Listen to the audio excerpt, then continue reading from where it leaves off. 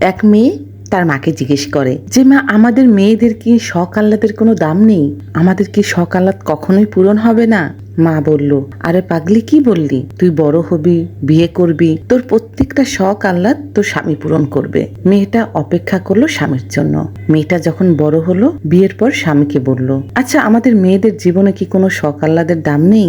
স্বামী বলল, আরে তুমি কি পাগলি নাকি? তুমি এখন বিয়ে করেছো, বউ হয়েছো, তোমার বাচ্চা হবে, বাচ্চাকে মানুষ করবা, তোমার বাচ্চা তোমার শখ পূরণ করবে। মেয়েটা অপেক্ষা করলো, ঠিক আছে, আমার সন্তান আমার শখগুলো পূরণ করবে।